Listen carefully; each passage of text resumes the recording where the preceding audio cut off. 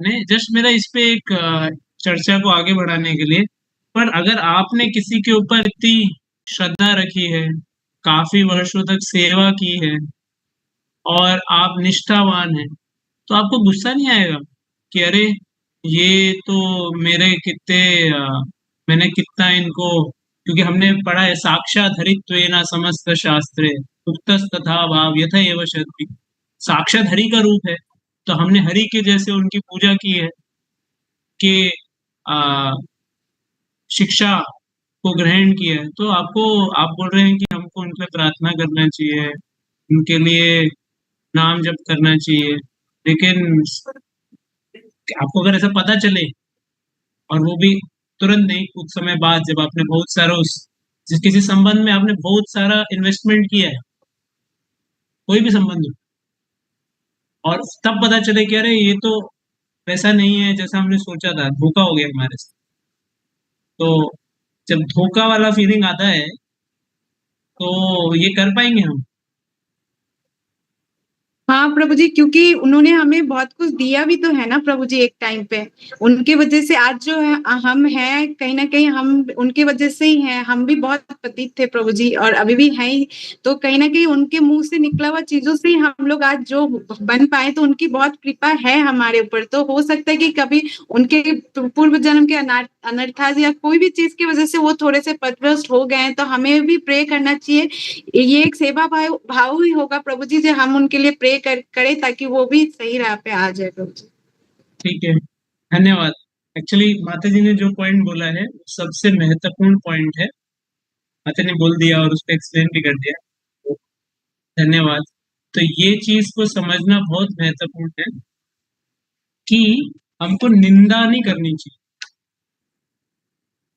अरे ये तो बड़े धोखेबाज निकले, ये तो बड़े नीच हैं, ये तो फलाना है, ये तो वो है, ये तो द्रोही है, द्रोही हमारे जीवन में इतना, ऐसा नहीं भाव होना चाहिए। क्यों? क्योंकि जब तक प्रभुपाद जी आगे भी बोलते हैं, जब तक वो भक्ति से जुड़े थे, जब तक निष्ठावान थे, जो भी उन्होंने बोला या ज्ञान दिया, वो हमको कृष्णा से जोड़ रहा था, तो उसके लिए हमको उनके प्रति कृतज्ञ रहना चाहिए। और वो कृतज्ञता का भाव, जैसे माता जी ने बोला एक वो सुंदर पॉइंट कि हमको नहीं पता, दो चीजें हमको पता होनी चाहिए। भागवत में भी अलग अलग सिद्धांत आते हैं, जैसे भरत महाराज की कहानी आती है, और भी अ,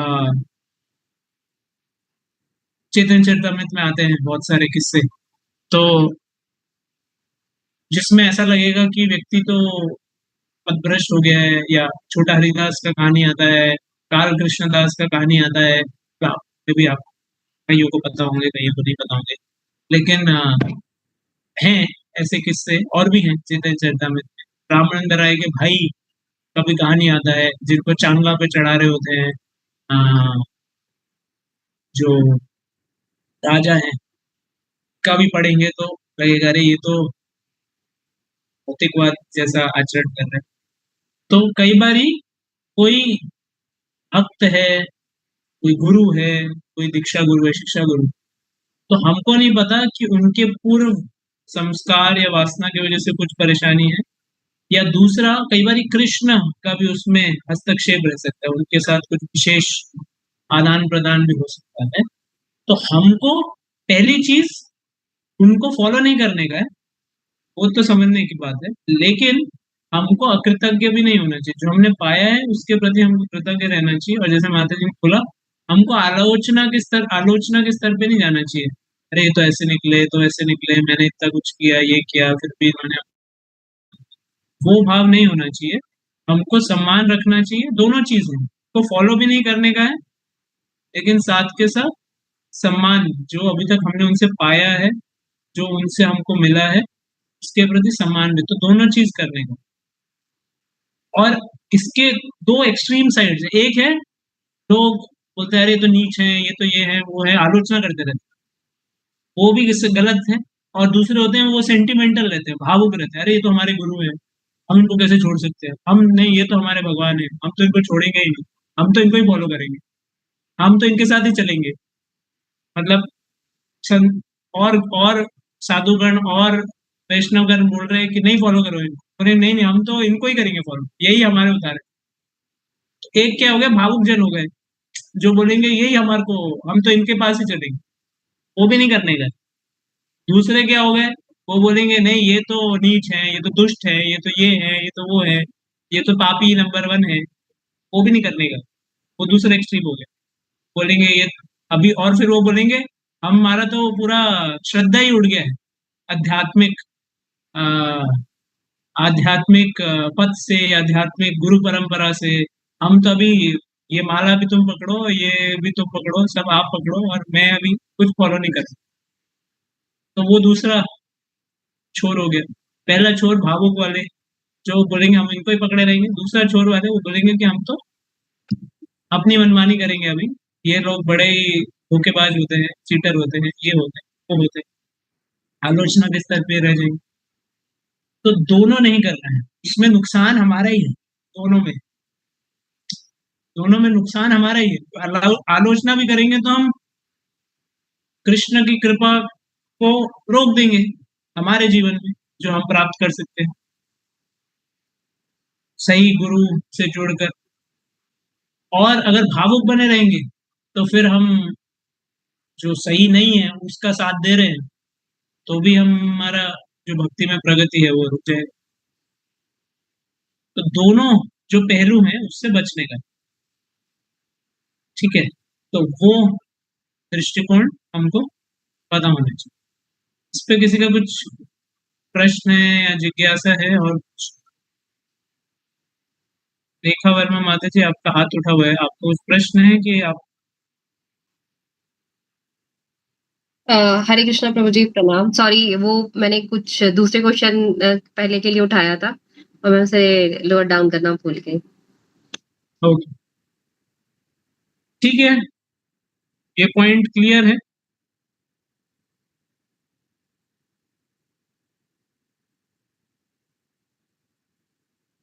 एक और चीज महत्वपूर्ण है कि आध्यात्मिक गुरु होते हुए, आध्यात्मिक गुरु होते हुए दीक्षा, जिनसे दीक्षा प्राप्त है, किसी और से दीक्षा लेना, ये भी आध्यात्मिक दृष्टिकोण से इसको बहुत गलत माना गया। तो दोनों पहलू भी हैं। ऐसा नहीं बोल सकते कि अरे ये गुरु मुझे पसंद नहीं आ रहे हैं, हम इनको अभी नहीं, नहीं हम दूसरे गुरु एक्सेप्ट करें। कई बारी, मतलब ये बात हमको ये भी पता होनी चाहिए, मतलब हमको मार्गदर्शन में ये करना चाहिए आपके जो लोकल मंदिर में या जिनसे आप जुड़े हुए हैं। तो कोई भक्त जुड़ता है हरे कृष्ण आंदोलन से, इस्कॉन से, लेकिन उन्होंने पहले ही दीक्षा ले रखी है, तो उसमें भी हमको देखना पड़ेगा कि अगर वो जो दीक्षा परंपरा है, गुरु प्रणाली है, अगर वो पारंपरिक है तो दोनों चीज की जा सकती है, कि वो कंटिन्यू रख सकते हैं उसे, तो उन्होंने ऑलरेडी दीक्षा ले रखी है किसी परंपरा में, जो प्रामाणिक वैष्णव गुरु से जुड़े हैं, तो उसके लिए हम सुपरसीड नहीं कर सकते, उसके ऊपर में जाके नहीं बोल सकते हाँ अब अभी आप इन गुरु से एक्सेप्ट नहीं, क्योंकि हमने क्या चर्चा किया था, महत्वपूर्ण क्या है?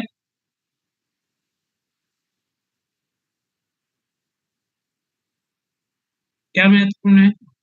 नरेंद्र कुमार सिंह,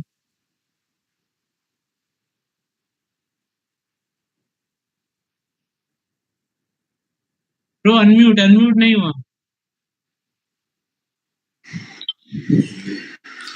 हरे कृष्णा प्रभु जी, धन्यवाद। प्रणाम। मेरी आवाज आ रही है? हाँ अभी बोलिए।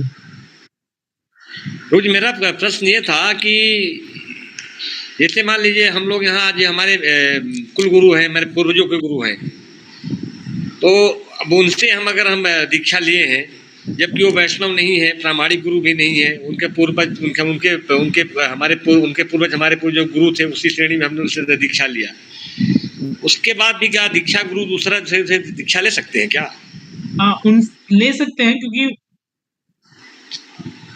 वो जो गुरु है वो सिर्फ, जैसे आपने बोला, वो आपके सिर्फ कुल, मतलब कुल गुरु, या आपके कुल गुरु भी नहीं आजकल के दृष्टिकोण से, बट वो मतलब आध्यात्मिक रूप से आपको जोड़ नहीं रहे हैं, आध्यात्मिक रूप से कुछ परंपरा में नहीं है, तो आपको लेना ही चाहिए कि जो आध्यात्मिक दृष्टिकोण से आपको जोड़ेगा, जो वैष्णव संप्रदाय में है, जो आपको कृष्ण भक्ति से जोड़ेगा, उनसे लेना पड़ेगा। मैं उनकी बात कर रहा हूँ जो वैष्णव संप्रदाय से कई बार ले लेते हैं,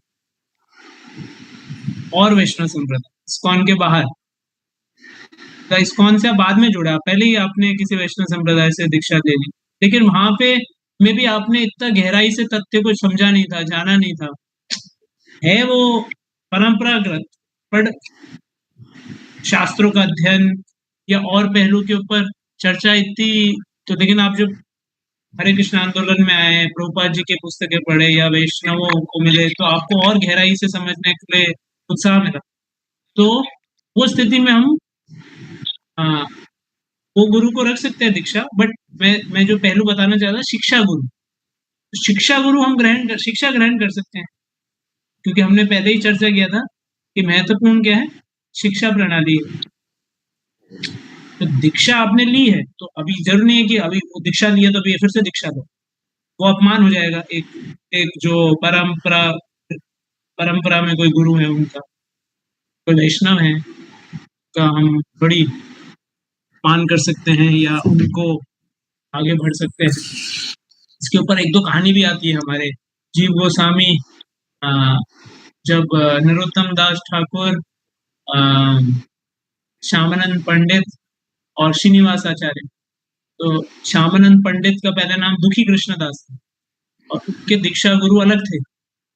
को वृंदावन भेजा गया था जीव गोस्वामी के पास अध्ययन करने की, पर बाद में का तिलक बदल जाता है, उनका नाम बदल जाता है। उसके पीछे पूरी लीला है कि राधा वो सेवा कुंज में झाड़ू लगा रहे थे, राधा रानी का कंगन मिल जाता है उनको, और फिर वो ललिता देवी उनको लेने के लिए आती है कंगन, और वो बोलते मैं तो उनको ही दूंगा जिनका है, और वो प्रविष्ट हो जाते हैं जो नित्य लीला में गोपी के भाव में, और फिर उनको राधा रानी स्वयं अपने हाथों से वो कंगन से तिलक लगाती है, और बहुत सारा होता है।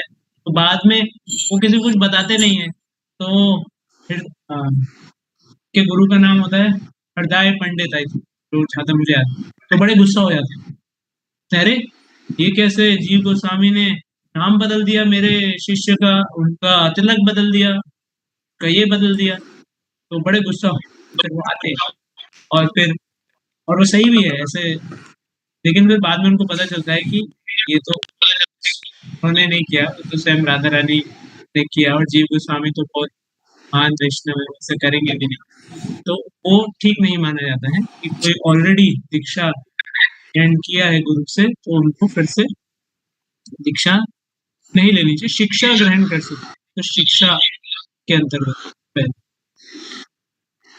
ठीक है जी प्रभु जी। ठीक है, दो हाथ उठे हुए हैं। पहले मैं थोड़ा सा आगे एक चीज पढ़ता हूँ।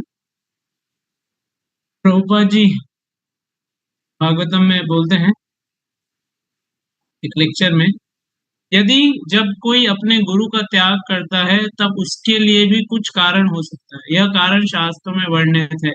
गुरु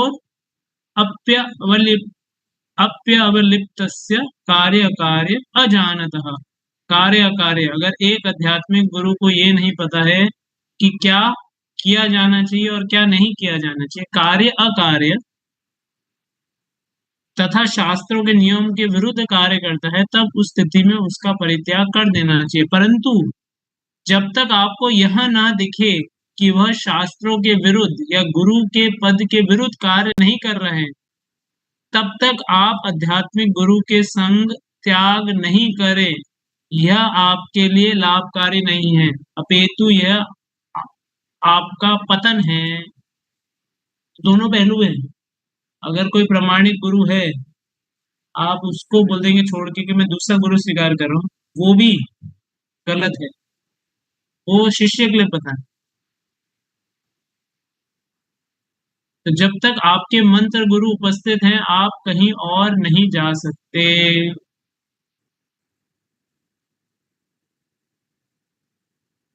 तो ये चीज भी है। एक दिन श्रील गदाधर पंडित ने भगवान श्री चैतन्य महाप्रभु से पुनर्दीक्षा की इच्छा को व्यक्त किया। उन्होंने कहा कि उन्होंने अपने गुरु द्वारा दिए गए इष्ट मंत्र को एक अयोग्य व्यक्ति को बता दिया है, जिसके कारण उनका मन अशांत हो गया। हे स्वामी, गदाधर पंडित बोले, आप मुझे उसी इष्ट मंत्र से पुनः दीक्षित करें, जिससे कि मेरा मन पुनः आनंदमय हो सके। तो गदाधर पंडित बोल रहे हैं, मैंने किसी अनुचित अयोग्य व्यक्ति को मंत्र बता दिया, उससे क्या हो गया, मेरा खुद का जो साधना है, मन क्या हो गया है, विचलित हो गया है। तो अभी चैतन्य महाप्रभु को बोल रहे हैं, आप मुझे फिर से वो मंत्र दे दीजिए, जिससे कि मैं फिर से आपके मुख से सुनने के बाद वो जो आनंद का भाव है आ जाएगा। शिव भगवान ने कहा, जिन्होंने आपको इष्ट मंत्र प्रदान किए हैं, उनके प्रति अपराध न करने के प्रति अत्यंत सावधान रहे। जब तक आपके दीक्षा गुरु उपस्थित हैं, तब तक आप कहीं और दीक्षा नहीं ले सकते, यहाँ तक मुझसे भी नहीं। यह आपके और मेरे, हम दोनों के आध्यात्मिक जीवन को खतरे से भर कर देगा। वो पहलू भी है कि फिर आप ऐसे ही सोच नहीं सकते कि अभी हम तो छोड़ देंगे।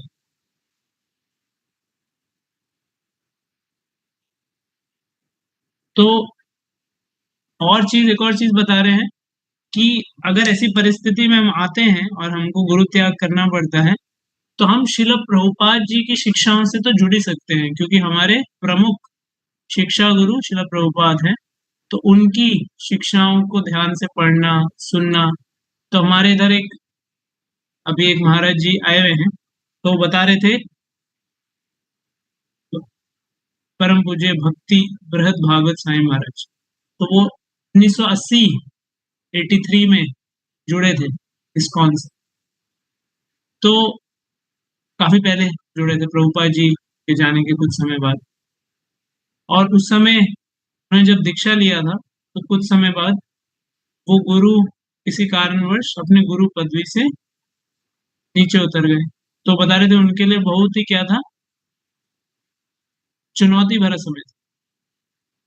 तो फिर और अभिनव युवक थे, अभी तो महाराज 66 साल के हैं, उस समय 40 साल पहले 20-25 साल के थे, तो नौजवान थे। तो हमारे बताए थे बड़ा मुश्किल था, लेकिन फिर उन्होंने प्रभुपाद जी की पुस्तक को, वो वृंदावन आए और सारी प्रभुपाद जी की पुस्तकों को 3 बार पढ़ा, सारे प्रभुपाद जी के लेक्चर्स को सुना, सारे प्रभुपाद जी की लेटर्स पढ़े 3-3 बारी, क्योंकि उनको मन में बड़ा, जैसे मैंने बोला था ना, गुस्से का भाव था। अरे हमने तो इतना निष्ठा रखा, लेकिन हमको आ, वैसा क्या बोलते हैं, हमारा जो मतलब धोखे का ऐसा तो लगा। लेकिन फिर वो बता रहे थे कि कैसे उन्होंने प्रभुपाद जी की शिक्षाओं का जब आश्रय लिया, तो उनको एक चीज समझ में आ गई। वो बोले, मैंने जब सब कुछ पढ़ा, तो मुझे पता चला कि बिना गुरु के तो कुछ नहीं हो सकता, मुझे फिर से गुरु स्वीकार तो करना ही पड़ेगा। तो मतलब प्रभुपाद जी की शिक्षाएं तो सब पढ़ी 3 बार, बोले 3, हर पुस्तक 3 बार पढ़ लिया, गीता, भागवत, चैतन्य चरितामृत, सब छोटी बुक, ये बुक, सब बोले सब पढ़ने के बाद मेरा निष्कर्ष 2 साल पढ़ा मैंने पूरा, पढ़ते पढ़ते पढ़ते फिर मैं निष्कर्ष पे निकला। पहले उस समय मैं सोचा था अभी तो मैं कुछ नहीं करूंगा, बस यहाँ नाम बैठ और बस पढ़ूंगा, बट बोले मेरा निष्कर्ष सारा पढ़ने के बाद ये निकला, प्रभुपाद जी तो स्वीकार करना ही पड़ेगा। तो फिर उन्होंने फिर से पुनर्दीक्षा जो यहाँ पे बता रहे हैं, तो हम श्रील प्रभुपाद से जुड़ना चाहिए और जुड़ सकते हैं, इस संदर्भ में यहाँ पे बता रहे हैं।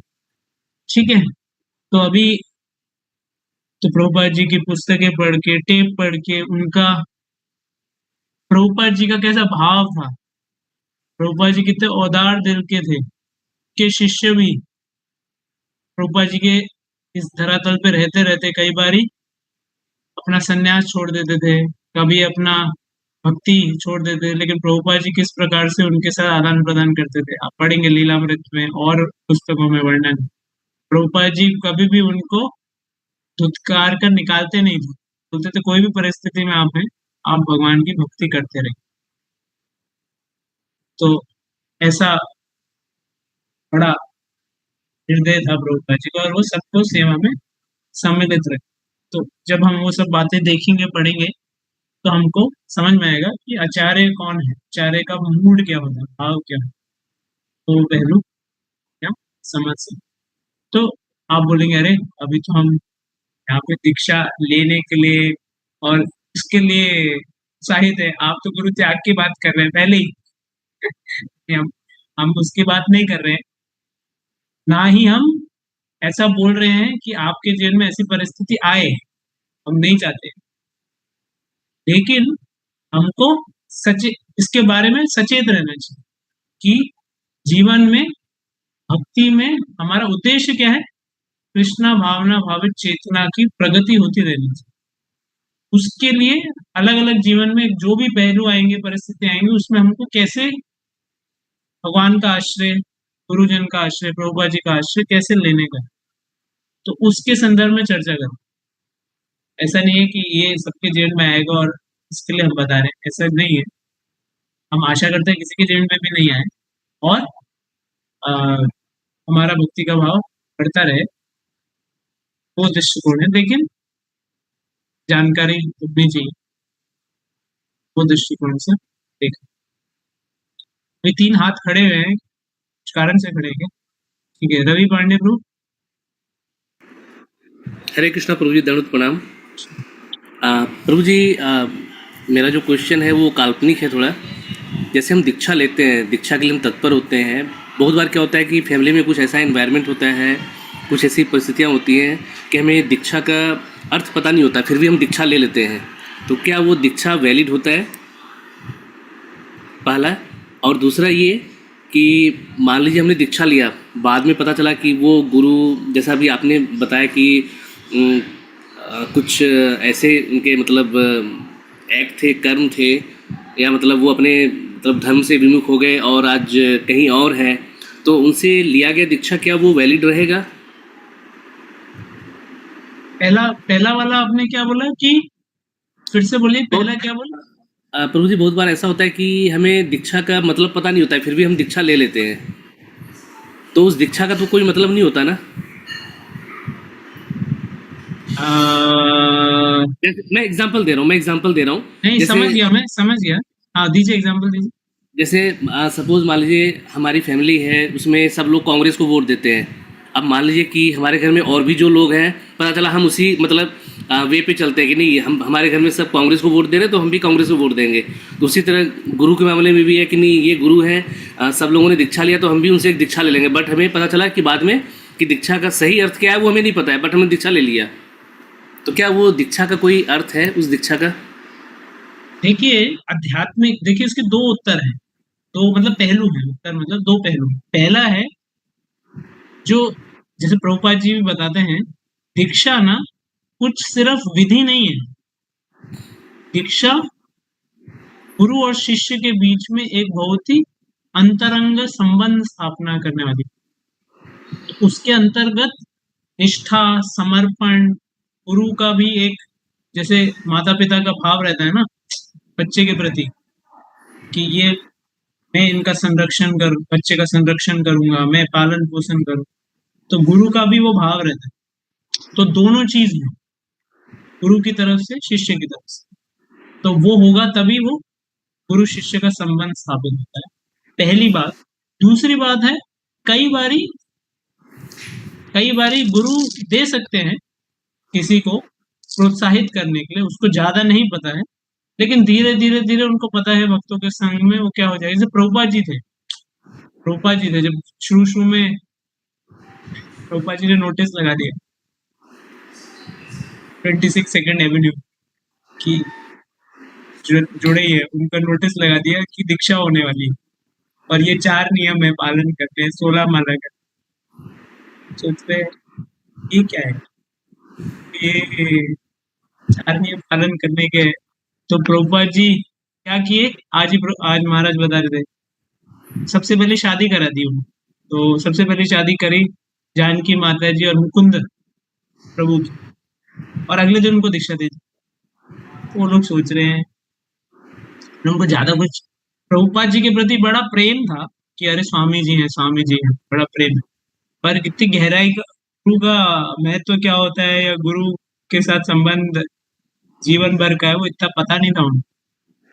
लेकिन प्रभुपाद जी का एक तरह से प्रेम का भाव था, और उनको गुरु शिष्य परंपरा से जोड़ने का, और धीरे धीरे प्रभुपाद जी उनको आ, शास्त्र, विधि विधान, वो सब धीरे धीरे बता रहे, क्योंकि वो एक डिफरेंट पूरे कल्चर से ही आ रहे हैं, उनको कुछ पता ही नहीं है क्या चल रहा है क्या नहीं चल रहा है। तो लेकिन प्रभुपाद जी ने देखा ठीक है, ये लोग को पता नहीं है लेकिन निष्ठा है, तो इसलिए उन्होंने दे दिया।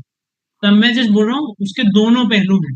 तो हो सकता है कि शिष्य को पता नहीं है क्या करना है क्या नहीं करना है, लेकिन धीरे धीरे धीरे अगर वो समझे और वो प्रामाणिक गुरु है, तो उस दीक्षा का भी महत्व है। प्रभु जी, एक छोटा सा मैं यहाँ पे एक चीज़ और बोलूँगा। मैं जगह का या फिर किसी विशेष गुरु का नाम नहीं लूँगा, बट बहुत जगह हम देखते हैं, मतलब किसी धार्मिक जगह पे जहाँ पे कि आए दिन कुछ ना कुछ धार्मिक आयोजन वगैरह होते रहते हैं, तो वहाँ पे क्या होता है कि आप सेम डे जाते हैं और पता चलता है कि हमें ये गुरु दीक्षा दे रहे हैं, जाते हैं हम दीक्षा ले लेते हैं, और हम उन्हें दीक्षा के एवज में कुछ भेंट मतलब देते हैं, फिर उस और पता नहीं बाद में उस चीज़ को हम फॉलो करते हैं नहीं करते, जबकि हमें नहीं पता, तुलसी माला हम नहीं पहन रहे, ना ही हम 4 जो नियम है वो नहीं मान रहे, बट फिर भी हमें दीक्षा मिल जाती है। तो क्या उस दीक्षा का तो कोई अर्थ नहीं होता ना फिर? हाँ, वो ठीक वैसा अलग पहलू है, पर अगर उनके नियम और कुछ अगर वो पारंपरिक हैं और कुछ नियम है और उसका पालन कर रहे हैं तो ठीक है। अगर कुछ भी नहीं पता है, ऐसे ही जस्ट नाम के लिए ले लिया, तो वो तो फिर तो कोई दीक्षा ही नहीं है। प्रभुपाद जी बोले, एक शिष्य था, उसने दीक्षा लिया, अगले दिन वो छोड़ के चला गया। तो प्रभुपाद जी ने बोला इनका कभी दीक्षा हुआ ही, क्योंकि दीक्षा मतलब सिर्फ थोड़ी है कि सिर्फ दीक्षा नाम लेना है, आपको समर्पण भी करना है ना, जी दोनों प्रभु जी, चीज है। ठीक है प्रभु जी। दूसरा प्रश्न भी आई थिंक हो गया। किशन कुमार स्वामी प्रभु, आपका कुछ है क्या?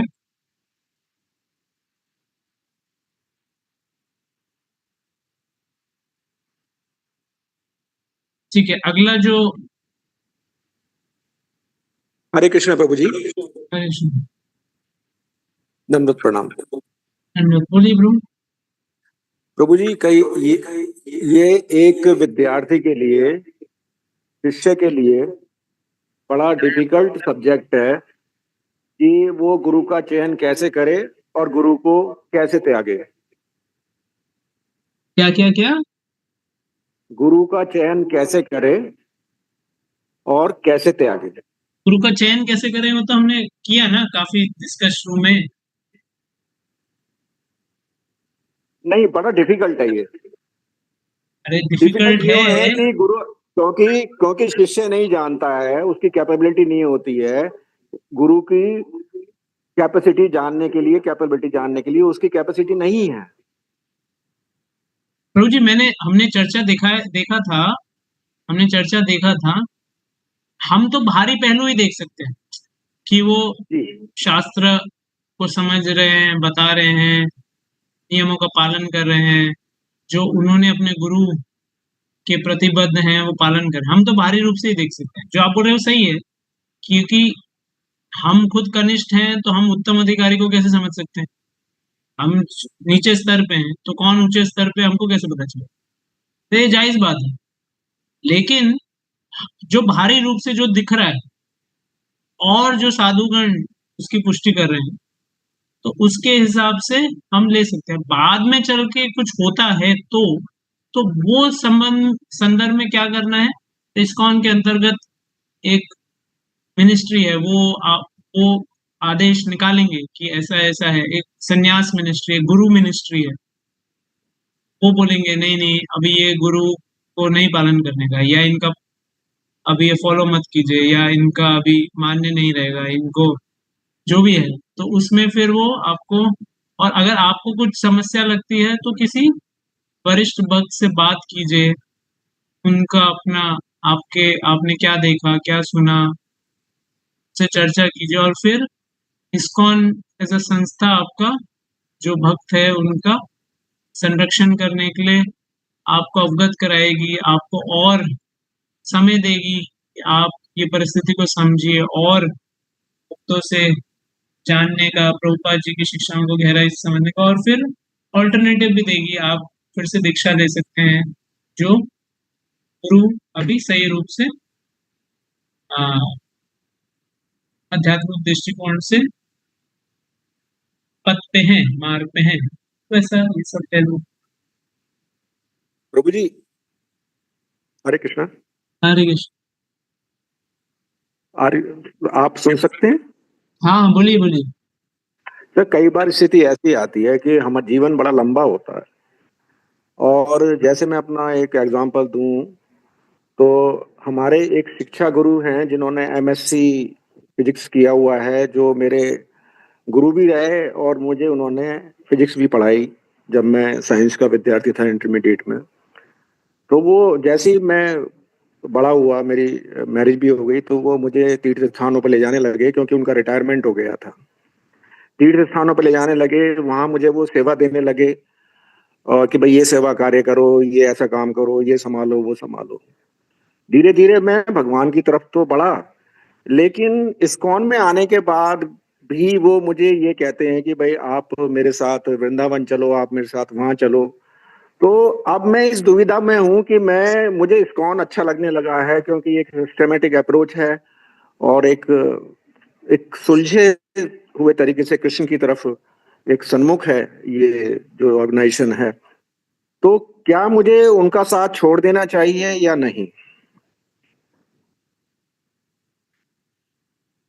देखिए, ये आपको मतलब मैं आपको व्यक्तिगत रूप से उत्तर नहीं दे सकता हूँ, क्योंकि आपको ये आपके जो अ, अंतर्गत जहाँ पे आप हैं, जो जिनसे आप अ, सलाह मशवरा करते हैं इस्कॉन के भक्तों के, वहां पे पूछना। मैं आपको सिद्धांत बोल सकता हूँ।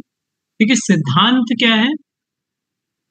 आध्यात्मिक पथ पे प्रगतिशील होना, ये हमारा खुद का जिम्मेदारी और चयन है।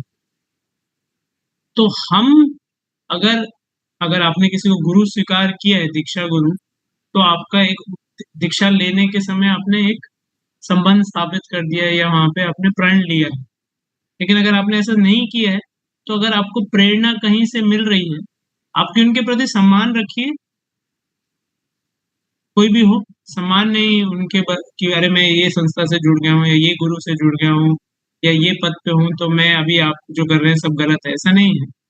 जी। वो उनकी श्रद्धा है, वो उनकी आस्था है और वो उस पे निष्ठा कर रहे हैं, तो उनकी भी प्रगति होगी।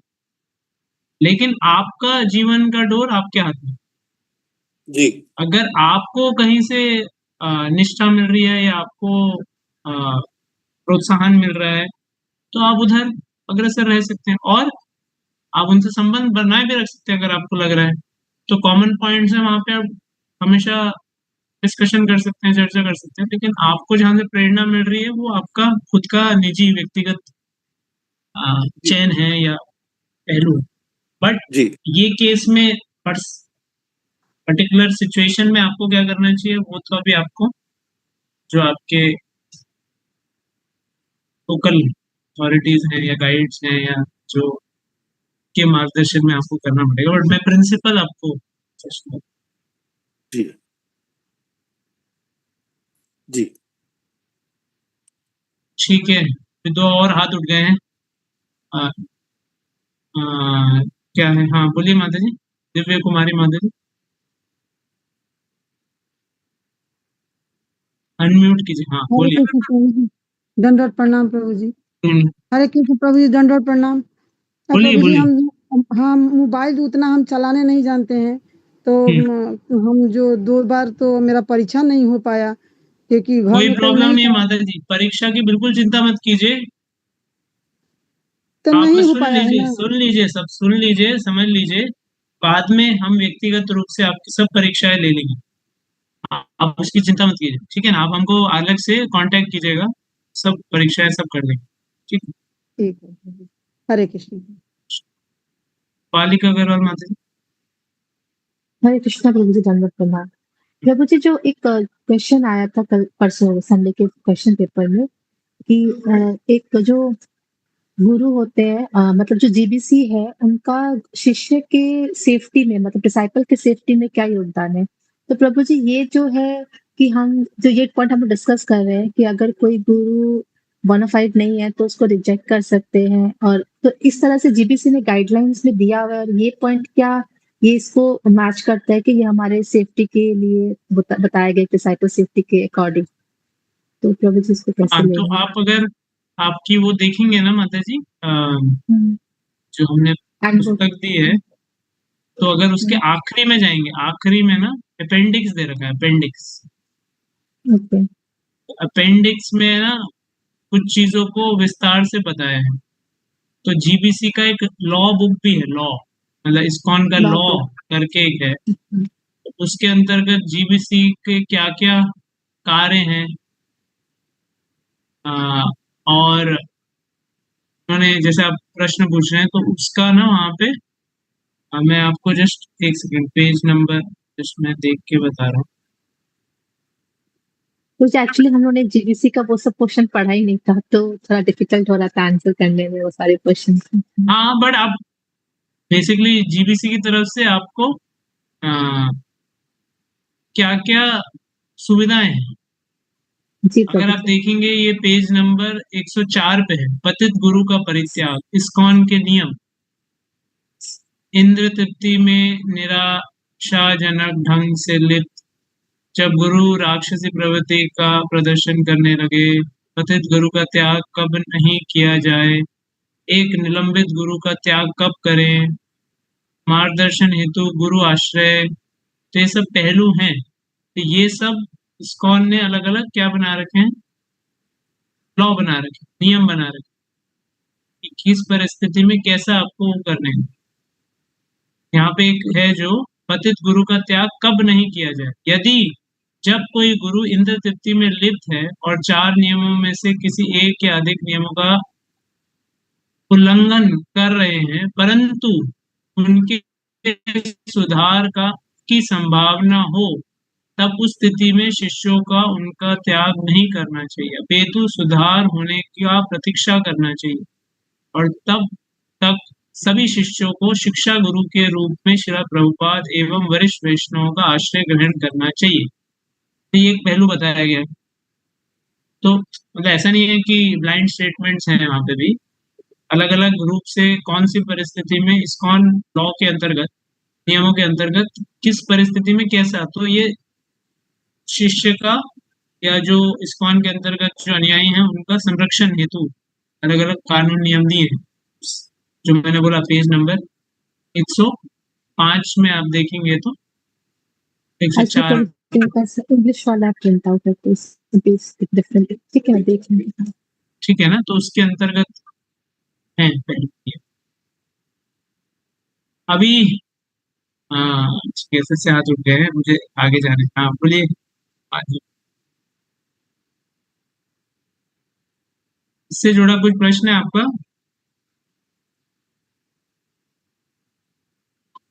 हाँ बोलिए मंदिर जी। हरे कृष्णा प्रभु जी। प्रभु जी, जीसीबी का मतलब ही क्या है, उसके उसके फुल फॉर्म क्या है, पहले तो यही बता दीजिए हमको। हमने बताया था पिछले सत्र में, एक माता जी या प्रभु जी ने पूछा था, governing body commission, GBC, governing body, B for body, C for commission, governing body commission. तो कोई एक व्यक्ति रूल नहीं कर रहा है या नियम नहीं बना रहा है, एक बॉडी है। बॉडी मतलब उसमें काफी सारे लोग हैं, गवर्निंग जो गवर्निंग करते हैं, जो कैसे कार्य करना है संस्था को, क्या नियम है। तो एक गवर्निंग बॉडी कमीशन बनाई है, GBC, प्रभुपाद जी ने स्थापित की थी, उसका फुल फॉर्म है गवर्निंग बॉडी कमीशन। वो मैंने जैसे उस समय भी बताया था, हर एक, कई बार मंदिर के लिए एक GBC रहता है, कई बार एक पूरे कंट्री के लिए एक GBC रहता है, कई बार कोई स्टेट के लिए एक GBC रहता है। अलग अलग जगह पे अलग अलग कैसा वहां पे चल चैन है, वैसा वैसा रहता है पूरे विश्व भर में। ऐसे हैं, मुझे अभी एग्जैक्ट पता नहीं कितने काउंट है, बट हैं 50-60 तो हैं, ज्यादा ही है उससे। जी रेखा वर्मा माता जी। जी हरे हरे कृष्णा प्रभु जी। प्रभु जी मेरा क्वेश्चन है कि सो फॉर एग्जांपल कि किसी ने मुझे हरि नाम में लगाया, मेरे एक गुरु हैं जिन्होंने मुझे हरि नाम में लगाया, बट समहाउ बहुत सारे लोगों ने बोला कि वो सही गुरु नहीं है। जस्ट एन एग्जांपल, उन्होंने बोला वो सही गुरु नहीं है, लेकिन for me I was a fallen soul, उन्होंने मुझे कृष्ण की ओर बढ़ाया, तो मेरे लिए वो गुरु खराब कैसे हो गए, वो त्याग कैसे हो गए? क्योंकि उन्होंने मुझे तो कुछ बुरा नहीं सिखाया, और जो मैं कुछ भी नहीं कर रही थी, मैं कुछ हरिनाम कम से कम उनकी वजह से लेने तो लगी, तो वहां पे क्या करना चाहिए? माता जी हमने चर्चा किया ना माता जी, हमने जो उनसे सीखा और जो हमने उनसे पाया और जिससे हमने प्रगति की, तो उसके प्रति कृतज्ञ रहना चाहिए।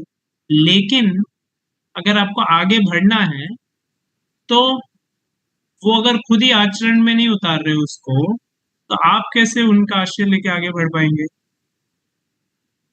तो कहने का ये पहलू है कि जो हमने पाया है उनसे, उसके प्रति हम कृतज्ञ हैं और वो हमसे छीना नहीं जाएगा।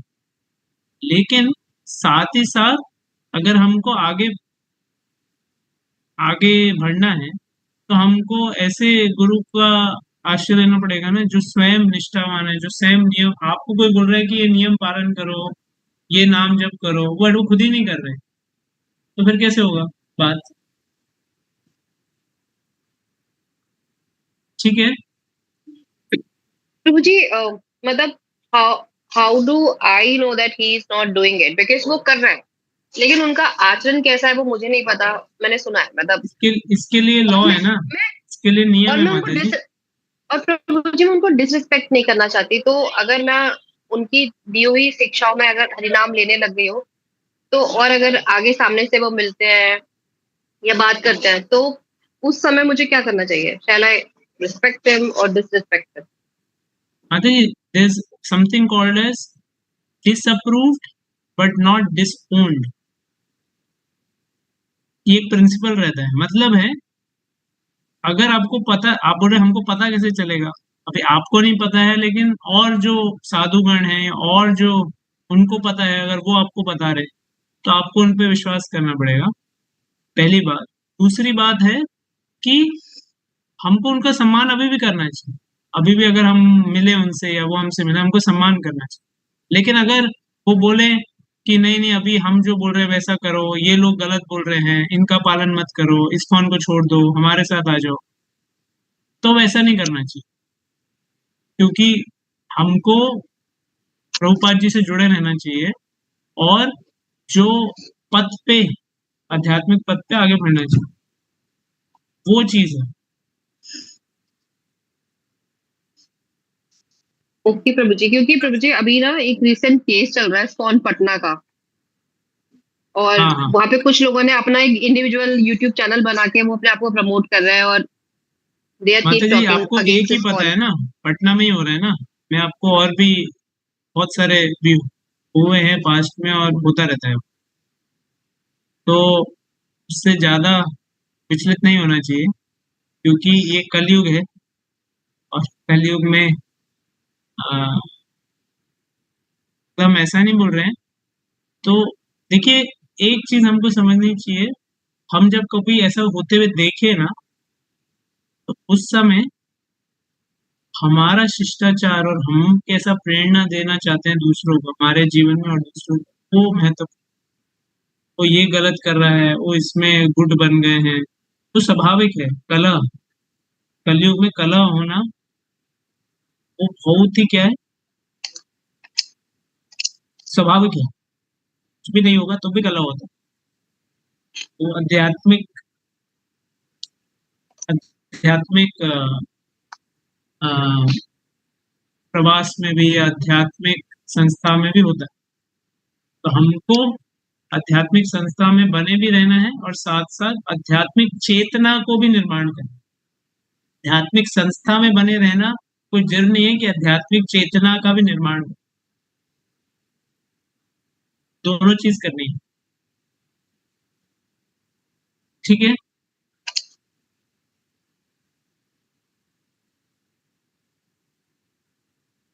पुष्पा यस माता प्रभु जी, thank you so much. Yes माता जी बोलिए। हरे कृष्णा प्रभु जी। प्रभु जी ये इसका लिंक डाल दीजिएगा, हमको एक बार में समझ में नहीं आता तो बार बार सुनते हैं तो थोड़ा समझ में आ जाता। लिंक है माता जी, उसी पे है, प्ले लिस्ट पे ही सारे वीडियोस जा रहे हैं, वहां पे हैं उसके लेक्चर्स। 2-3 ठो तो आए ही प्रभु जी। हाँ 2 ही 3 आए हैं, ठीक है, 2-3 वीडियो आए हैं, बाकी नहीं आए हैं। बाकी एक ही हुआ ना पिछली बार, ठीक है हम चेक करते हैं, पिछली बार का आया होगा, ये 5 होगा। पिछली बार का नहीं आया है। ओके ठीक है, हम करते हैं। जी जी प्रभु। क्या है कि अभी हमको भूलने की बीमारी है, अरे हम वो भूल तो जाते अच्छी हैं। अच्छी बीमारी, नवम नवम सब कुछ नया नया लगेगा। जी प्रभु जी। हरे ठीक है, कृष्ण। हरे कृष्णा। तो अभी थोड़ा हाथ, 1 मिनट हम आगे बढ़ते हैं। तो सहयोग पूर्वक संबंधों को संतुष्ट करना और का समाकलन करना, तो अपने गुरु को प्रस्तुत कैसे करना है, वो एक महत्वपूर्ण यहाँ पे चर्चा है कि ठीक है, आप लोगों को एक हम अभी कुछ पेन पेपर या कुछ लेके बैठिए, हम आपको 1 मिनट दे रहे हैं, सोचिए, फिर हम आपसे पूछेंगे, कुछ पॉइंट्स लिखिए, सोचिए आपके मंदिर में या कहीं पे, सोचिए मंदिर में आए हैं, आपके गुरु आए हैं, आपके मंदिर में गुरु आए हैं, और आपको उनको क्या करने का है, इंट्रोडक्शन देने का, इंट्रोडक्शन कि आपके गुरु आए। आप अभी जब बोलेंगे ना, तो प्रयास कीजिए आप, ठीक है, नाम लेना चाहते हैं ले सकते हैं, पर बिना नाम लिए भी आप बता सकते हैं। तो आपको अभी देखिए 2-3 पॉइंट, आपके मंदिर में या आपके प्रोग्राम में या आपके उसमें गुरु जी आए हैं, आपके दीक्षा गुरु आए हैं, आपके गुरु जी आए हैं, अभी आपको बोला गया है कि आप इनके शिष्य हैं, जो भी मंदिर के या प्रोग्राम के संचालक हैं वो बोले हैं कि आपको इनका इंट्रोडक्शन देने का। तो आप क्या देंगे, कैसे इंट्रोडक्शन देंगे, कुछ पॉइंट्स लिखिए, और फिर हम आपको पूछने वाले हैं अभी। और 1 मिनट का इंट्रोडक्शन दीजिए अभी गुरु के, आपके गुरु का इंट्रोडक्शन दीजिए। आप कैसे इंट्रोडक्ट, क्या बोलेंगे उनके बारे में, उससे थोड़ा हम चर्चा करेंगे फिर आगे कि कैसे इंट्रोडक्शन करना चाहिए।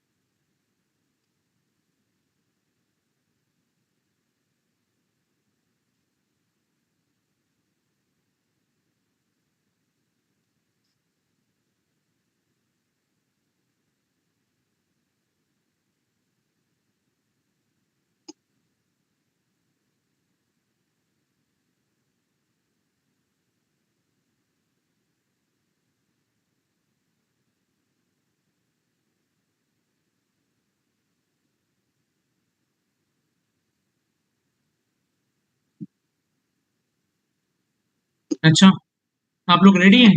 किशन कुमार प्रभु, राधे श्याम प्रभु। Okay, very good. तो जिन्होंने हाथ नहीं खड़ा किया उनको पूछने वाला हूँ ऐसे मैं। जिन्होंने खड़ा खड़ा हाथ खड़ा किया उनसे नहीं पूछूंगा इस बारे। तो जिनको रेडी है वो हाथ खड़ा कर लीजिए, क्योंकि वही लोग हाथ खड़ा कर रहे हैं, और लोग तो करते ही नहीं हाथ। मैं उनसे पूछता हूँ।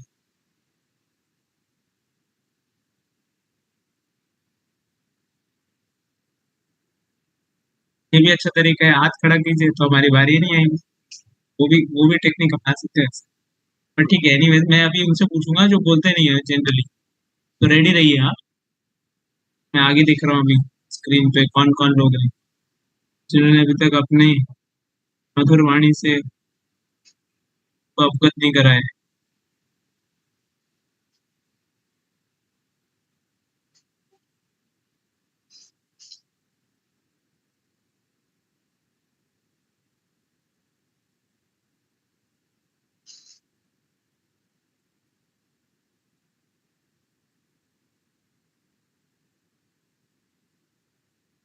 ओके, चारू माता जी।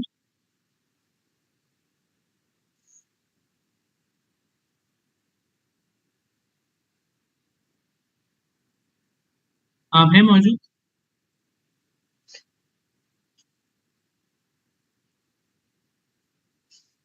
अनामिका।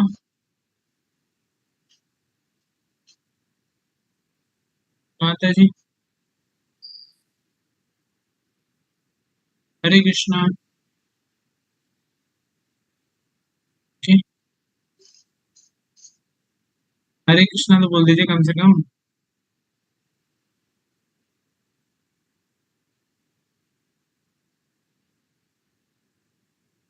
अनामिका माता जी। हरे कृष्णा प्रभु, हरे कृष्णा प्रभु। प्रभु जी अभी अभी वो एक सेकंड को रिश्तेदार हो आगे वहाँ एक बार। ठीक है, वेरी गुड, कोई बात नहीं। यस, अभय सिंह प्रभु।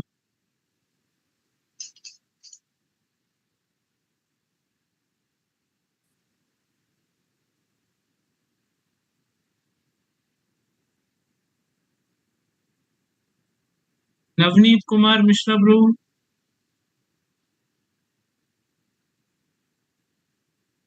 हरे कृष्णा प्रभु जी, दंडवत प्रणाम। दंडवत प्रणाम। बोलिए प्रभु जी। जी प्रभु जी। बोलिए, क्या बताएंगे आप गुरु जी का परिचय?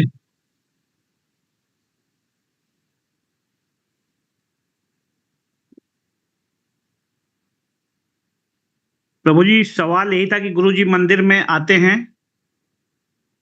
तो कीजिए, आप अभी मंच पे हैं और हम सबको बता रहे हैं आपके गुरु के बारे में, बताइए।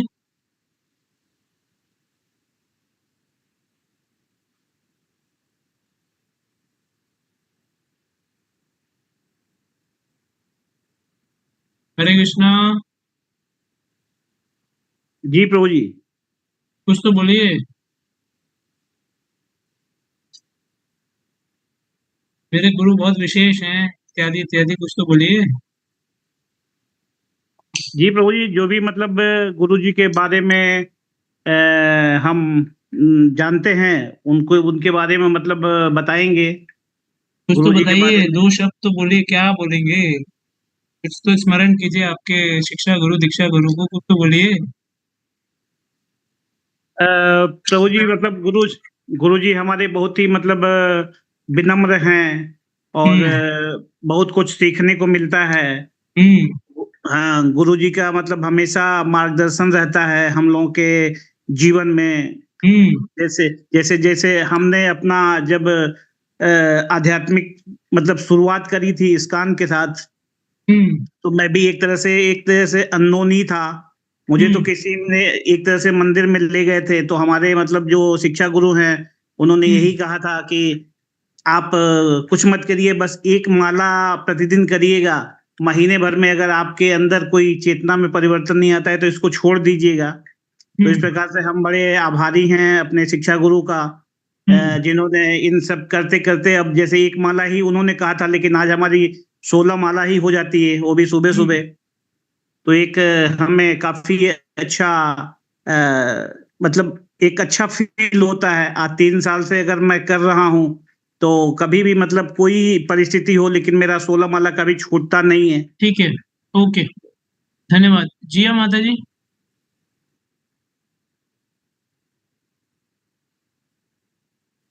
हरे कृष्ण प्रभु जी, दंडवत प्रणाम।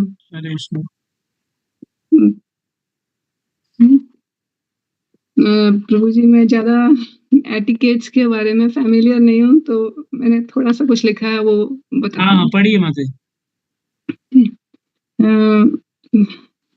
Maharaj, my spiritual master is a spiritual seeker from the childhood. From the childhood, he was a deep thinker about life and its purpose. He traveled from US to India hitchhiking, facing many troubles, and he is personified, humble personified. Something like that.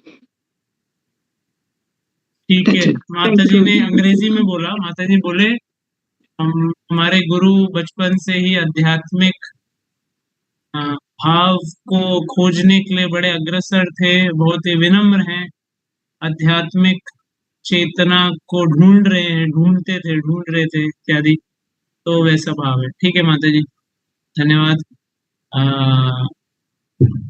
Okay, अभी तक कुछ मसाले वाली बात अभी तक किसी ने कुछ बोली नहीं। ठीक है, चलिए सीमा माता जी बोलिए। कृष्णा सभी वैष्णव भक्तों चरणों कोटि कोटि दंडवत प्रणाम। प्रभु जी, मैं अपनी गुरु माँ का परिचय ऐसे देना चाहती हूँ। सबसे पहले तो मैं उनका परिचय दूंगी जिन्होंने मुझे गुरु माँ से मिलवाया। हमारे यहाँ के में है वो राम प्रभु जी, उनका नाम है।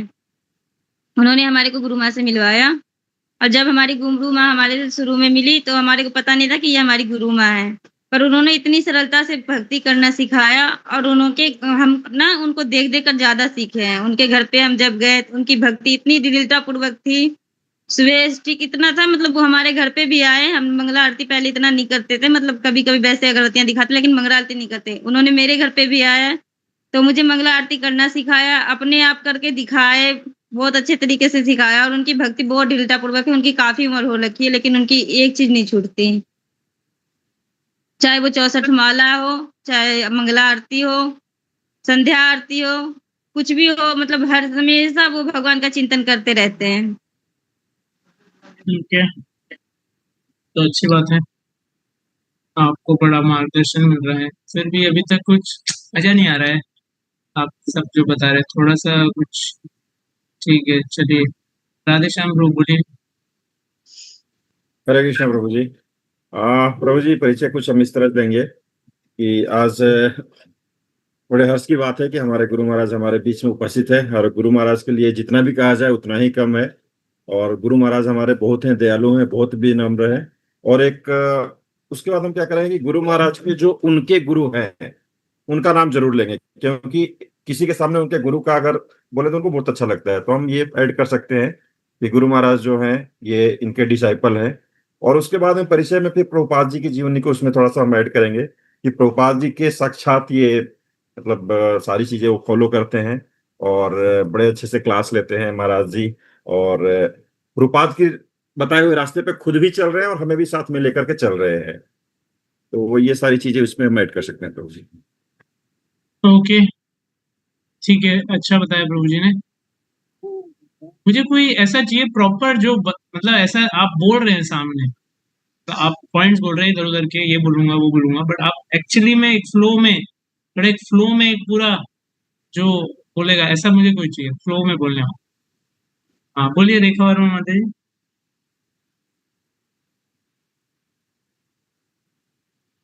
हरे कृष्णा प्रभु जी। एक मिनट में सो प्रभु जी, मेरा जो इंट्रोडक्शन है, आज हम सबका हृदय से आनंदित है हमारे गुरु महाराज जी का सानिध्य प्राप्त होता है। श्रीला प्रभुपाद के शिष्य परंपरा में एक समर्पित सेवक और हमारा जीवन कृष्ण भक्ति के प्रचार में लगा चुके हैं। गुरु महाराज केवल आचार्य ही नहीं बल्कि प्रेम और करुणा के जीवन स्वरूप है।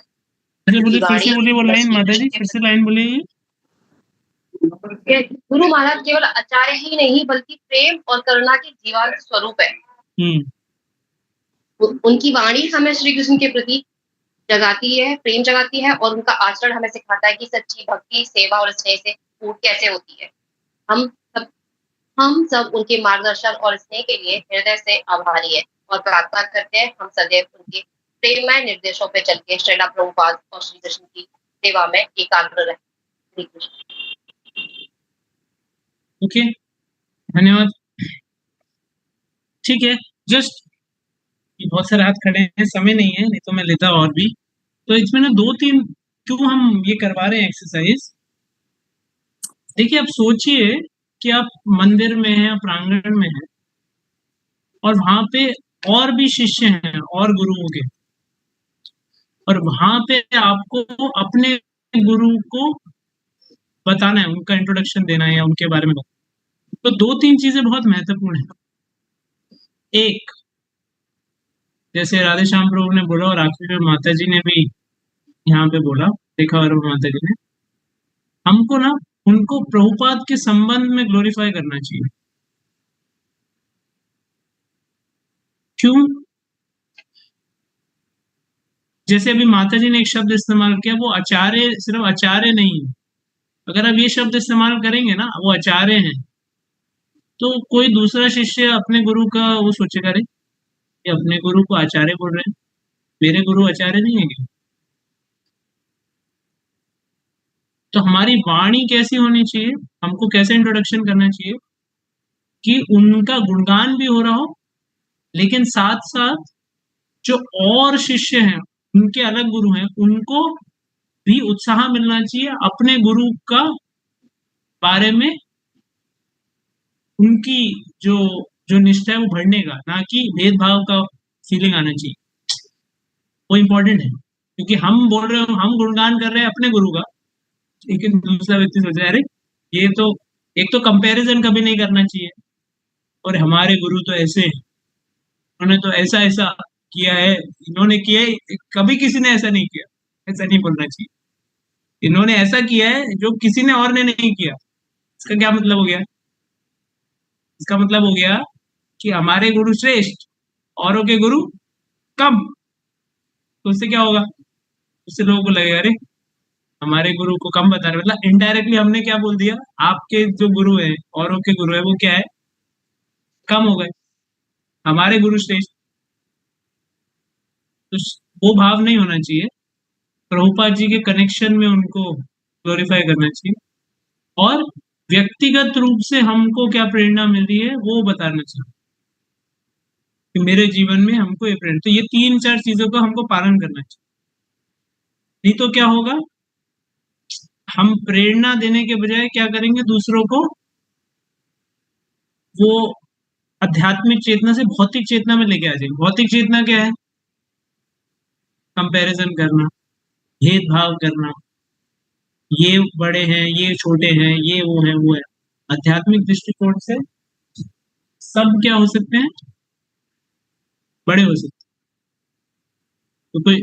तो हमको प्रयास क्या करना चाहिए, जब हम इंट्रोडक्शन दें तो हमको प्रभुपाद जी के संबंध में बताना चाहिए, कंपैरिजन नहीं करना चाहिए, और व्यक्तिगत रूप से हमको क्या प्रेरणा मिली, और थोड़ा जनरल रखना चाहिए। अभी जैसे अभी माता जी क्या बता रहे थे कि वो हमारे घर पे आए थे, ऐसा किया था, वैसे मतलब आप अगर किसी मतलब छोटे फोरम में 5-10 लोग में बता रहे हैं तो ठीक है, लेकिन अगर आप किसी समुदाय में बता रहे हैं तो आपको उनकी क्वालिटी, उनके गुण का बताने का है। गुण, ये गुण है प्रभुपाद जी की सेवा में, इस गुण का वो कैसे उपयोग कर रहे हैं, उसके ऊपर फोकस करने, ना कि अरे वो मेरे घर पे आए थे, वो मेरे घर पे प्रसाद खाया था, वो ऐसा किया था, वैसा किया था, वो बताना महत्वपूर्ण नहीं है। मतलब अगर आपको प्रिंसिपल ड्रॉ कीजिए कि वो बड़े ही उदार दिल के हैं, वो प्रोत्साहित करने के लिए भक्तों के हिसाब से ढल ढल जाते हैं, वो सब पहलू बोल सकते हैं, प्रोत्साहित करने के लिए ढल जाते हैं, ऐसा। हाँ, अगर आपको कुछ क्लोज फोरम है, मतलब कुछ निजी भक्त हैं जिनके, तो उसमें आप अपना ऐसा बता सकते हैं, हमारे घर पे आए थे, हमने उनको ये खिलाया था, अपने वो सब बता सकते हैं। लेकिन जो उनका गुण है, आचरण है, उसके ऊपर फोकस करना है कि वो, जैसे आप क्या बोलना चाहते हैं कि उनका आचरण कैसे है, वो ढल जाते हैं प्रेरणा देने की, प्रोत्साहित करने की, उसको बताना पड़ेगा और प्रभुपाद से जो जोड़ना पड़ेगा। और हमेशा जब भी बता रहे हैं तो कंपैरेटिव क्या बोलते हैं, तुलनात्मक नई चीजें का प्रभुपाद जी के संबंध में बोलना, वो चीज को बोलना महत्व, ठीक है। और एक और जो पहलू रह गया चर्चा में कि अगर हम ठीक से नहीं करेंगे प्रस्तुत प्रभुपाद जी के शिष्यों को या गुरु को, तो उससे क्या नुकसान होने वाला है?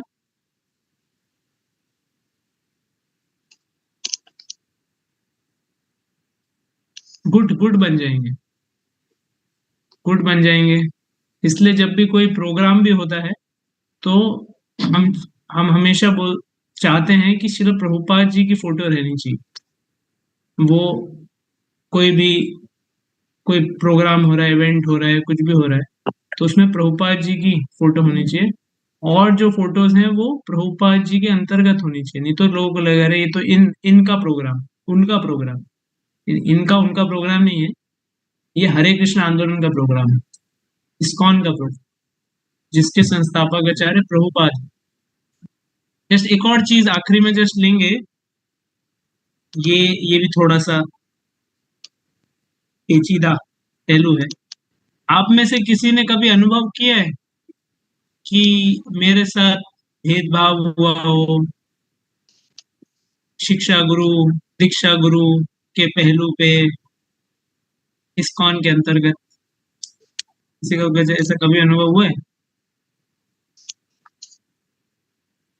मे भी नहीं भी हो, पर आपको ऐसा कभी हुआ हो कि अरे भेदभाव हो रहा है?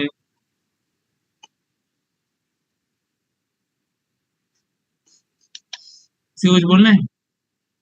नाम नाम लिए बिना बोल सकते हैं, आपको बताना नहीं है कि इसने किया, ऐसा किया, आपको इंस्टेंस बताने का। हम पर्सन स्पेसिफिक नहीं बात कर रहे हैं, हम सिद्धांत सिद्धांत के ऊपर बात कर रहे हैं, सिद्धांत के ऊपर। तो आप बता सकते हैं जस्ट चर्चा के लिए, और उससे फिर हमको क्या सीख मिलती है, कैसे बचना चाहिए। Yes Radheshyam bro. हरे कृष्ण प्रभु जी। यस प्रभु जी, कुछ तो लगता है। तो थोड़ा सा आपको तेज बोलना पड़ेगा या माइक के पास। यस बोलिए। हाँ, आवाज आ रही है प्रभु जी? हाँ हाँ। प्रभु जी, लगता है भेदभाव तो मुझे लगता है एक्चुअली इस्कॉन में मैं जाता हूँ ना, तो मेरे को सारे लोग बहुत प्यार करते हैं, तो मुझे लगता है कि थोड़ा मैं स्पेशल हूँ, जैसे आप भी थोड़ा ज्यादा ही प्यार कर रहे हैं मुझे, तो ये भेदभाव ही है ना प्रभु जी? ठीक है, वेरी गुड। इसको बोलते हैं सिचुएशन को पॉजिटिवली हैंडल कर लेना, तो जिस गुड साइन, ये भक्ति का एक अच्छा भाव है कि भेदभाव पॉजिटिवली, सब मेरे को प्रेम कर, औरों को छोड़कर मेरे पास यार है, मेरे को ही। जैसे एक छोटा बच्चा रहता है ना घर में, जो सबसे छोटा रहता है परिवार में, उसको सबसे ज्यादा प्रेम मिलता है, रहता है ना, सबसे छोटा बच्चा रहता है, तो मैं छोटे बच्चे के समान, सब मेरे को ही सबसे ज्यादा प्रेम देते, तो भेदभाव कर रहे हैं, ये अच्छा है, पॉजिटिव आउटलुक। ठीक है, और किसी का शेयर कर सकते हैं आप? दूसरों के लिए कुछ और आपको बोलना है? यस, डेयरिंग कोई, हाँ बोलिए माता जी। हरे कृष्णा प्रभु जी। प्रभु जी मेरे साथ मैं हरे कृष्णा, आवाज चला गया। हरे कृष्णा, हरे कृष्णा, हरे कृष्णा माता जी, हरि बोल। हरे कृष्णा। हाँ बोलिए, अभी आई थोड़ी आवाज।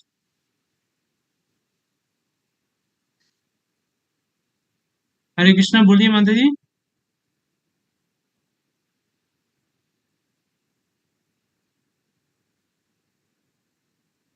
हरे Krishna. Hello, Hare Krishna. Yes, Navneet Kumar Mishra bro.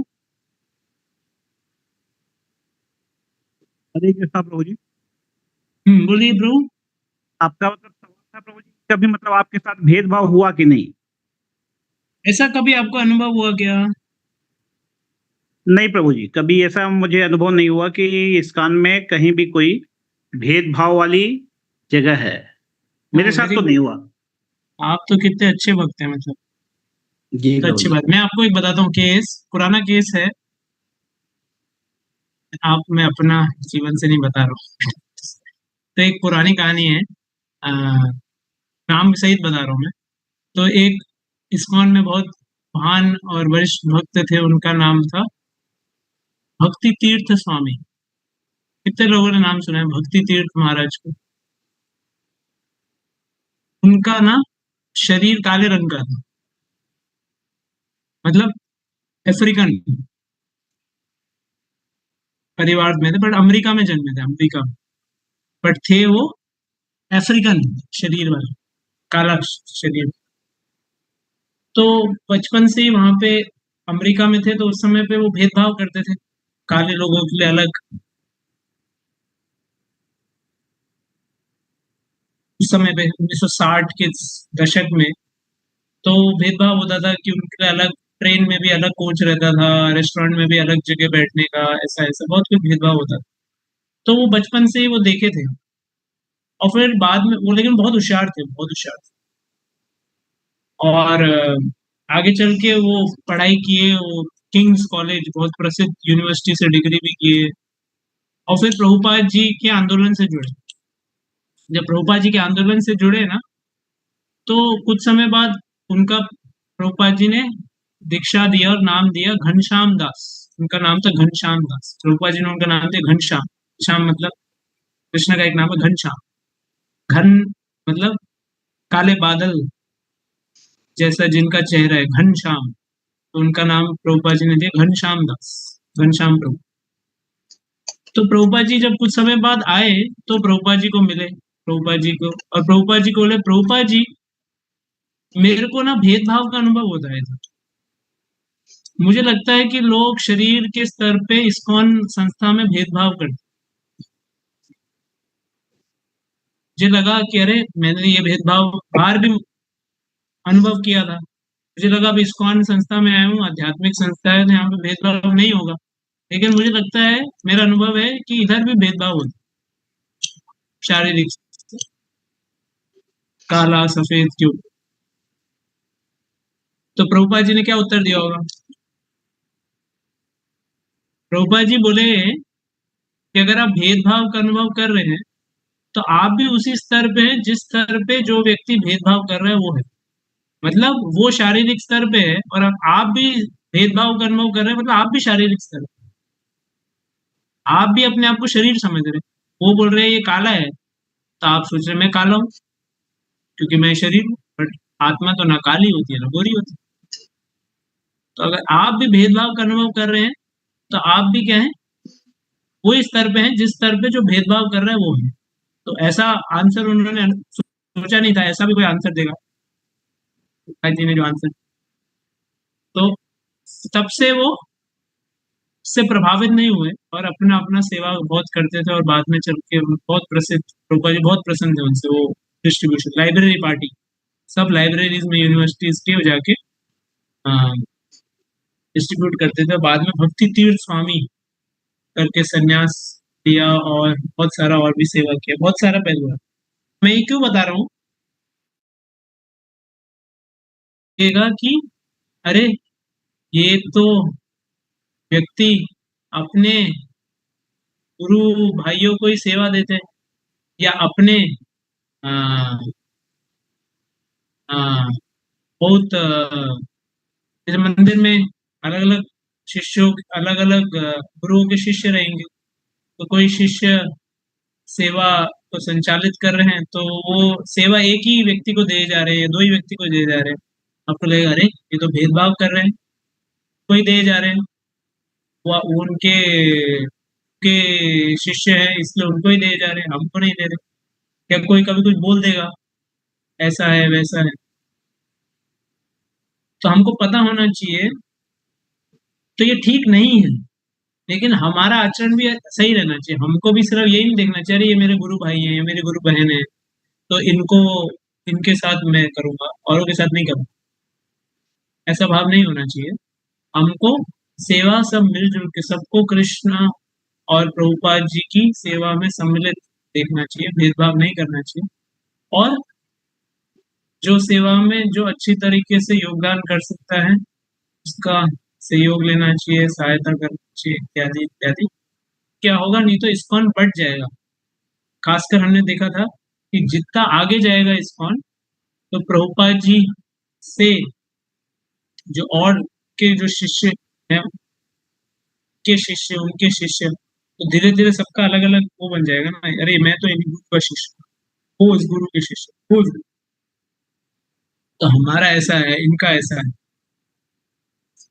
तो हमको वैसा नहीं करना चाहिए। हमको क्या करना चाहिए, सम्मिलित रहना चाहिए, प्रस्तुति ठीक से करनी चाहिए अपने गुरु को, और गुरु के आधार पर भेदभाव ना करें। तो हमको भेदभाव नहीं करना चाहिए, अरे ये मेरे गुरु के वो हैं, ये मेरे शिक्षा गुरु के वो हैं, वो लूंगा मैं, को नहीं लूंगा। उससे बहुत चुनौती आएगी, टुकड़ा टुकड़ा हो जाएगा, और फिर हम भक्ति में प्रगति नहीं कर पाएंगे, बस भेदभाव ही देखते रह जाएंगे।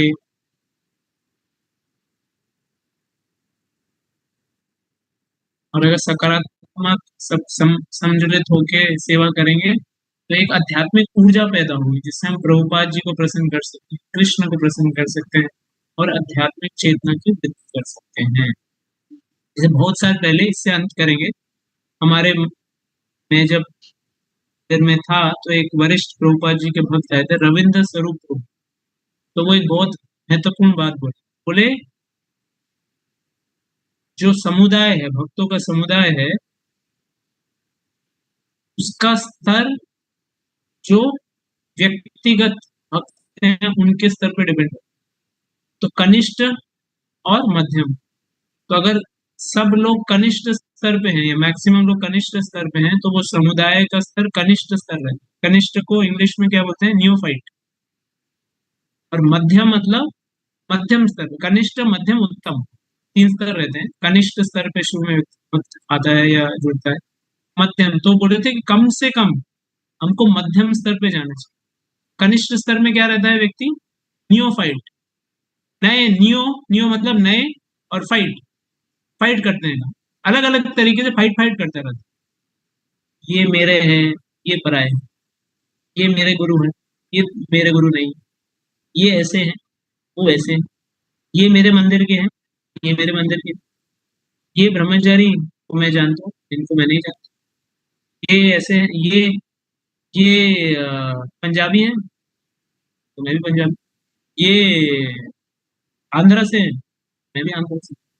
मतलब ऐसा भेदभाव करते रहने और उसके ऊपर फाइट करते रहते, ये लोग मेरे हैं, ये लोग पराए हैं। तो अलग अलग रूप से जस्ट वाद विवाद करते रहते, वही हम बाहर की दुनिया में भी करते हैं, वही फिर हम अंदर की दुनिया में भी वही करते रहेंगे। तो भेदभाव और ये तुलनात्मक और जस्ट उसके ऊपर भेदभाव करते रहना, उससे बचना चाहिए। सबको भगवान का भक्त और सम्मान देना चाहिए, और एकजुट होकर सेवा प्रभुपाद जी को प्रसन्न करने का प्रयास करना चाहिए। ये बहुत महत्वपूर्ण है। सहयोग, ये संस्था इस्कॉन आंदोलन के अंतर्गत सहयोग करना। तो जैसे भी यहाँ पे बहुत सारे भक्त जुड़े हैं, ऑलमोस्ट 60-65 भक्त, 80 भक्त जुड़े हैं ग्रुप। तो आप लोग अलग अलग जगहों से जुड़े हैं, आपके अलग अलग, हम सबके अलग अलग शिक्षा गुरु, दीक्षा गुरु रहेंगे, लेकिन हम सब एकजुट होकर क्या करना चाह रहे हैं, प्रभुपाद जी का जीवन में उनकी शिक्षाओं को ग्रहण करने का प्रयास कर रहे हैं, और एक दूसरे को प्रोत्साहित कर रहे हैं भक्ति में अपनी चेतना को उजागर करने का, वृद्धि करने का। तो वो महत्व, अगर हम सिर्फ भेदभाव के स्तर पे ही रह जाएंगे, अरे ये वो है, ये वो मंदिर से है, ये वो के शिष्य है, ये गुरु के शिष्य है, तो फिर क्या होगा? हम एक दूसरे से कुछ सीखेंगे नहीं, हम बस तुलनात्मक जीवन ही जीते रहेंगे। ये मेरे, ये पराये। इसको प्रहलाद महाराज बोलते हैं, षंड और अमर का भी उनको यही सिखा रहे थे, ये तुम्हारे मित्र हैं, ये तुम्हारे शत्रु। तो ये क्या है, मित्र शत्रु बस यही पढ़ाते रहते हो, ये मित्र है, ये शत्रु है, ये सब नहीं पढ़ने का, ये समझ में नहीं आता। तो इसलिए उनकी क्लास से कान बंद कर लो, मतलब ज्यादा समझ में नहीं आता। नारद मुनि का ज्यादा समझ में आता। नारद मुनि उनको बोले थे, आप आध्यात्मिक जीव हो और समभाव रखना चाहिए सबके साथ, सब आत्मा है। तो वो पहलू के दृष्टिकोण से हमको आगे बढ़ना चाहिए, भेदभाव के स्तर पे नहीं रहना चाहिए, नहीं तो इस्कॉन में टुकड़े टुकड़े हो जाएंगे। और टुकड़े होना आसान है, सम मिलकर सेवा करना, भक्ति में प्रगति करना ज्यादा मुश्किल है, और वो बहुत मेहनत उसमें लगे। हरे कृष्ण। ठीक है, तो हमने बहुत सारे पहलू चर्चा किए कि शिष्य जो इस्कॉन शिष्य पाठ्यक्रम के अंतर्गत, तो आप में से कुछ लोग को आपके वरिष्ठों ने, आपके शिक्षा गुरुओं ने, आपके मार्गदर्शकों ने बोला होगा ये करने को, कुछ लोगों ने स्वयं की इच्छा से किया होगा। लेकिन ये जो पहलू हमने चर्चा किए, ये जीवन भर महत्व, ऐसा नहीं कि अभी सुन लिया और अरे वो सर्टिफिकेट मिल जाएगा आपको एक हफ्ते बाद, मेरा सर्टिफिकेट भी हो गया तो हो गई, कहानी खत्म। कहानी तो इसलिए थी ना, सर्टिफिकेट लेने के लिए। सर्टिफिकेट लेने के लिए नहीं कहानी थी ये जीवन में ये सब पहलुओं के ऊपर थोड़ा मनन करना पड़ेगा। और भक्ति में हमको जीवन भर बने रहने के लिए किस प्रकार का चेतना भाव होना चाहिए, वो सब महत्वपूर्ण पहलू है। ये सिर्फ शिक्षा दीक्षा गुरु का चयन या वहां तक की कहानी नहीं है। उस संबंध में कैसे उपयुक्त रूप से आदान प्रदान करना, अनुपयुक्त रूप से आदान प्रदान करना, उससे हमको क्या हानि होगी, सबके ऊपर चर्चा है। तो इसको थोड़ा, आपको नोट्स भी दिए गए हैं, आपके ऐसे लेक्चर्स भी हैं, डिस्कशन लेक्चर मतलब चर्चा की है, डिस्कशन की है। तो इसको प्रयास कीजिए, इसको चर्चा करने का, स्मरण करने का और इसको जीवन में अपनाने का, धीरे धीरे क्रमे क्रम। हरे कृष्ण।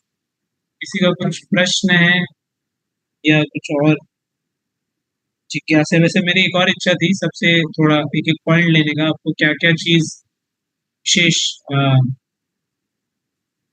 प्रभावित की या जिसको आप जीवन में अपनाने का या समझने का है और गहराई से लागू करने का प्रयास करेंगे। बट समय ही नहीं है एक्चुअली, हम 9 बजने वाले, चर्चा में नहीं जा रहा हूँ। लेकिन और किसी का प्रश्न है तो प्रवीण ब्रो। हरे कृष्णा प्रभु जी, अभी ये लास्ट लेक्चर था क्या अपना? तो लेक्चर दे नहीं रहे, हम तो चर्चा कर रहे हैं। चर्चा ही लास्ट? आप बोलेंगे कि चर्चा समाप्त हो गई, समाप्त कर देंगे। वैसे तो यही था आखिरी। अच्छा, तो आप नहीं है आगे? आगे नहीं है क्या? हाँ, गुरुवार को नरसिंह चतुर्दशी है। चतुर्दशी तो है, इसके लिए जानबूझ के इसको आज तक ही, वैसे गुरुवार को ले सकते थे बट गुरुवार को नरसिंह चतुर्दशी है तो इसलिए 5 दिन का ही। उस दिन तो मंदिरों में जनरली उत्सव रहेगा, इसके लिए शाम का ही उत्सव है। अभी एग्जाम है क्या? दूसरा एग्जाम है क्या? एग्जाम बाकी है, तो या तो हम कल ले लेंगे, आप लोग की इच्छा होगी, नहीं तो गुरुवार के बाद शुक्रवार को ले लेंगे। जी जी ठीक है। यस, कृष्ण कुमार गोस्वामी। हरे कृष्ण प्रभु जी। हाँ, मेरा क्वेश्चन भी यही था कि आप एग्जाम कब लेंगे, एग्जाम? अरे कब होगा? एग्जाम की बिल्कुल चिंता मत कीजिए, नहीं वो नहीं तो हम वो पहले से ही आपको चिंता मुक्त कर दिए। हाँ, गुरुवार को अगर हो जाए तो बहुत अच्छा है, थोड़ा सा तैयारी का भी अवसर मिल जाता। हाँ, फ्राइडे तक आराम से 3 दिन। हाँ फ्राइडे, हाँ हाँ, ये ठीक है, धन्यवाद, हाँ प्रणाम।